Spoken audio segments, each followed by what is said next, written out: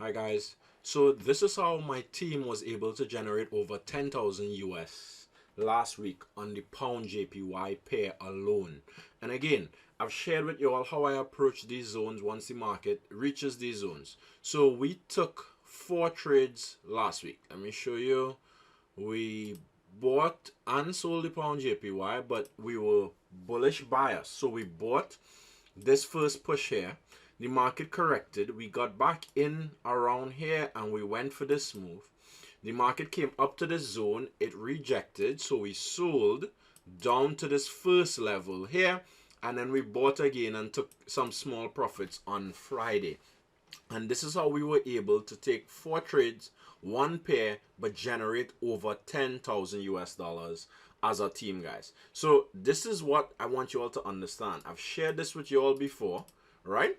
When the market approaches a zone, all right, let's keep it trading super simple. If this is your zone and the market is falling to a zone, these are going to be your best trades. Because let's say you buy here and let's say you're wrong, you have a very small stop, right?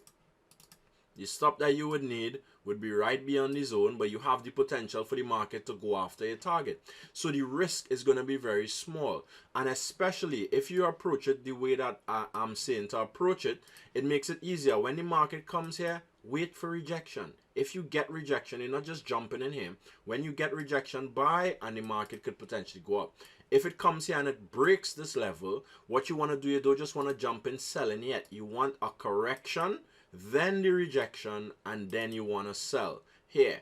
And then lastly, if we break through this level, but then we break right back above it, you want to wait for the market to come back to the level, reject here, and then buy. So again, I've shared this with you all before. It's very important and it will make your trading a lot easier, guys. If you just wait, buy rejection here with the break back in, or simply sell rejection here when the market breaks a zone. And it works the same way in the opposite direction. So if this is your zone and you approach a level bullish, wait for rejection to sell. If you break through, you want to wait for a correction and then buy. And then if you break above and break back in, you want to wait for a correction below and then sell, guys. So that's all you want to do. You want to sell, and buy above here. And that's all we did. If we go back to the charts, we bought this rejection here off of this level that the market approached. We came back down here. This was a continuation trade. So maybe this one, if you're a beginner trader, this might have been too advanced. But the reality of it is you should have taken advantage of the first trade. All right. The market came up to this level. What do? We want to wait for rejection. Look, we have a nice rejection candle here. You sell the market. Where do you sell the market to? Not all the way down to here. Sell the market to your first zone. Why? Consider these zones, these mid zones, as obstacles in the way. And you don't want to just be selling here because the market would potentially bounce at these zones. So sell where? Down to here. That's what we did. When we had rejection here, we bought here on Friday back up to this level here. Now we're here again. This week we are probably going to continue selling this market. Where again? Back down to this first range. If we break below, so let me give you my game plan one time for this week. The market is probably going to come at least down to this level because of the rejection here and because of this sell.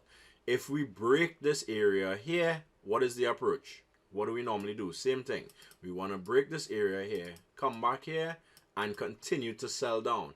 If, however, we bounce at this area here, then the market could stay within this range that it just formed, and we could be going sideways. So let the market fall. If you sold already, take profit at this first level here. Wait for the market to tell you, is it going to continue to fall or is it going to reject and start going bullish, guys? And that is the approach I would use for this week on the pound JPY, guys.